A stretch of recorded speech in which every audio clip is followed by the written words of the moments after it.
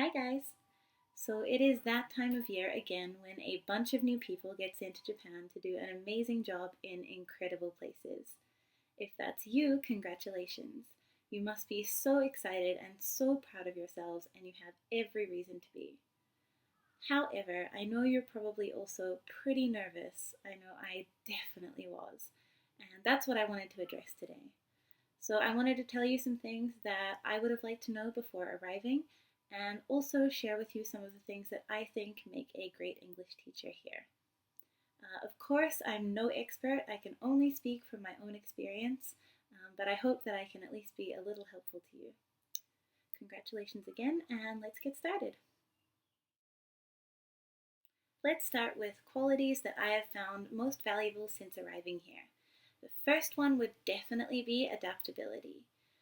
With many exchange programs, you don't know much about your situation until you arrive. You don't know much about your living situation, your work situation, even sometimes which part of Japan you're being sent to.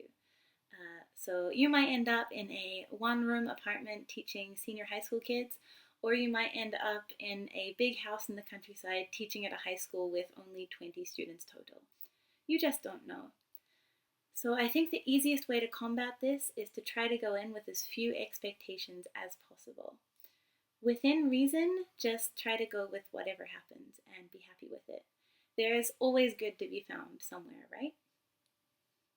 My second quality is super cliche and I won't spend too long on it, I swear, but it is positivity. I genuinely think that the difference between having an average experience here and having an incredible one is your attitude to it. Of course, bad things will happen and sometimes things won't go exactly how you wanted them to. That's just life. But truly, your attitude and how you react to it, especially at work, will change not only how you view your own experience, but how other people view you. So, yeah, that's all I'll say about it, I promise. The final quality I'll mention is having a good work ethic. It might seem super obvious, but when you're here and having fun and doing all these new amazing things, it's easy to forget that you were hired for a job. You are employed as part of a team, and your coworkers are counting on you to do your part. So, yeah, having a good work ethic and sometimes putting work first is really important too. Next, I thought I would do a quick fire round of just small pieces of useful information that are good to know, some of which I knew before arriving and some of which I didn't. So let's go. Number one, it's gonna be hot. And I mean crazy hot. We're talking like 40 degrees on a cool day hot, and the humidity will be insane. Try to prepare by wearing cool clothes on the plane and packing a lot. But if you need some help when you get here, Uniqlo has a great range of summer clothes for work, and yeah, that pretty much saved my life. Number two, if you're a lady, shoulders are considered sexy in Japan. Do not show your shoulders at work. Number three, packing. You probably don't need everything you think you need. Almost everything can be bought in Japan, and what can't can be sent on later by your friends or family.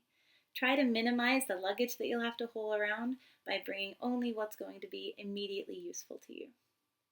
Number four, if you're a lady and you have breasts larger than the average Japanese woman, you will be asked what size they are a lot. Number five, if your hair is even slightly wavy, the humidity will make it curly as hell. Number six, you'll most likely be arriving during summer holidays. Use this time wisely. You won't have classes for a long time. So try getting to know your coworkers and getting to know the general atmosphere of your schools. Some students will also come to school during summer holidays for their clubs, so you can definitely use that to get to know them as well. Number seven, you will get called by your predecessor's name, regardless of how different you two are, many, many times.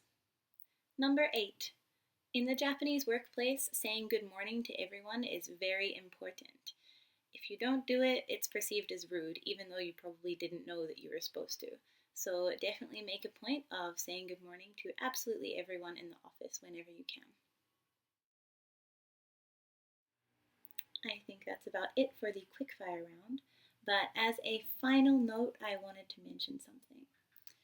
If you're anything like me, you're spending your last few months at home desperately trying to plan for any eventuality.